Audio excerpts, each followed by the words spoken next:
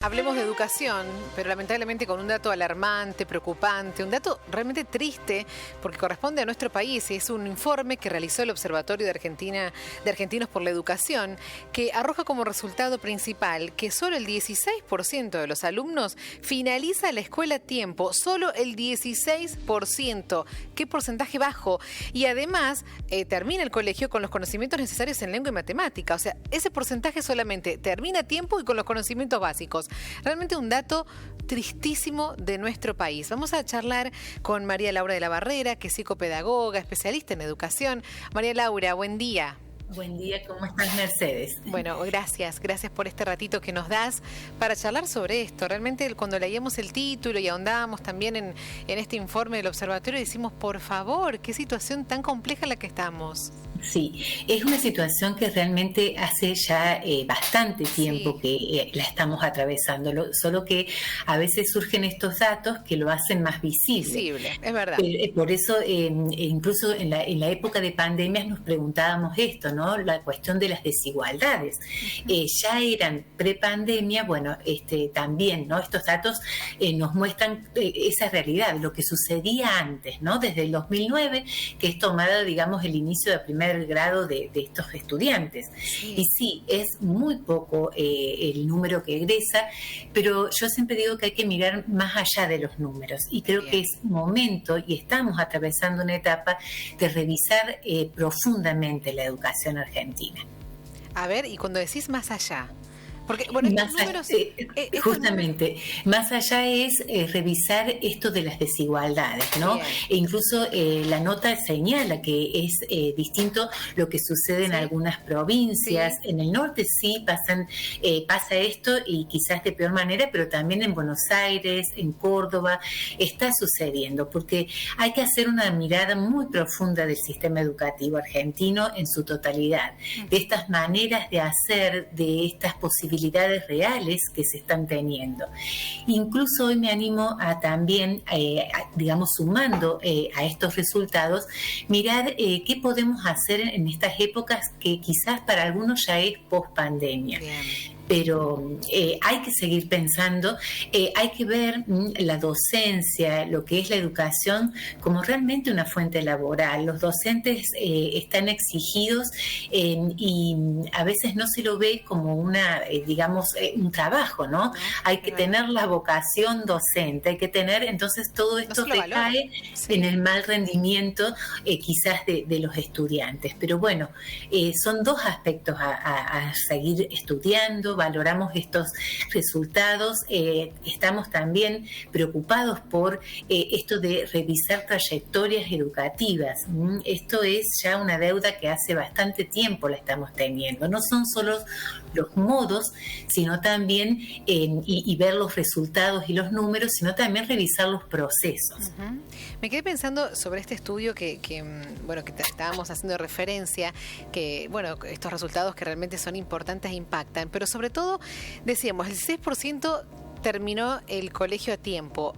Y con los conocimientos necesarios, por lo menos en lengua y matemática, ¿qué debería saber un alumno una vez que termine la escuela? Básicamente, que es leer, escribir, pero que eso es grave, ¿no? ¿Cómo termina un alumno sin tener esos conocimientos básicos? Lo que pasa es que junto con esos conocimientos básicos, ¿no? Que se habla de lengua y matemáticas, pero ¿qué pasa con todas las otras áreas que también son interesantes y que quizás algunos estudiantes sí tienen mejor rendimiento en esas otras áreas? ¿Por qué siempre seguimos solamente destacando eso? Porque es lo primordial. ¿Cuáles serían las habilidades? ¿Cuáles serían los saberes que hay que tener saliendo de la escuela, ¿no? Es cierto que las realidades atraviesan cada sector, cada familia, cada institución educativa. Entonces, el Estado debe garantizar al menos lo mínimo, pero a veces esos números no indican qué es lo que está faltando. Hay docentes y muchos, como en todos los lugares de trabajo, interesados por las mejoras. Hay docentes que, lejos de lo que se cree, trabajan 4 horas al día, tienen 3 meses de vacaciones, que es lo que se sabe escuchar, apuestan a seguir formándose, y a veces esas horas extras que se señalan no son, digamos, pagas, ¿no? Es una cuestión siempre de vocación, siempre de servicio, y no debería ser así. Y ya que estás hablando de esas horas que no son pagas, ¿qué opinas también referido a esto de incorporar una hora al colegio primario, que también, viste, ha generado mucha polémica también? Primero, los docentes tienen que cobrar esa hora extra porque va a ser una hora extra en el aula, pero además, ¿qué opinas a nivel educativo? Y yo siempre digo que lo que hay que revisar es lo que se hace en ese tiempo. Perfecto. Porque es cierto, la cantidad no garantiza la calidad. Si no hay una revisión de procesos, si no hay un acompañamiento por parte del docente y de toda la institución educativa en esos procesos, en esas trayectorias educativas, el tiempo no va a garantizar un mayor aprendizaje o mayor calidad. La cuestión de revisar procesos, cómo se acompaña, qué se evalúa, cómo se evalúa, eso es lo que tenemos que mirar a fondo. Hay estudios desde nuestros proyectos también de investigación en la universidad y muchos más que dan cuenta de querer y de tener la intención también de escuchar a los estudiantes. Estas épocas de pandemia nos han dejado esto, ¿no? Hay estudiantes que dicen aprendimos poco, pero lo que aprendimos quizás fue distinto. Bueno, revisar los cómo más que los cuántos, ¿sí? Cuánto tiempo, sino que estos de los procesos más que numeritos que indican una cifra, pero ¿qué hay detrás de eso? ¿Hay realmente un planteo? ¿Hay proyectos de cambio? Eso no es lo se que habla de eso, ¿viste? No se ha planteado tanto eso que estás haciendo referencia. Se habla de una hora más, pero nadie te da una explicación de qué se haría en esa hora extra. Exacto, porque hacemos como si, y eso no sirve, ¿no?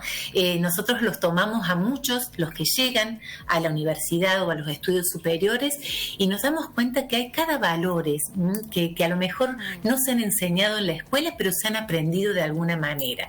Los valores para la vida, el criterio de humanidad, también las escuelas deberían estar encargándose de eso. Los contenidos son importantes, importantísimos, pero los procedimientos y los procesos aún más. Y cada vez más, me parece. María Laura, como siempre, muchísimas gracias. Gracias a ustedes por la invitación y a seguir discutiendo. Siempre, siempre. Y te vamos a tener ahí, siempre para que nos ayudes a discutir y aprender. Gracias. A vos.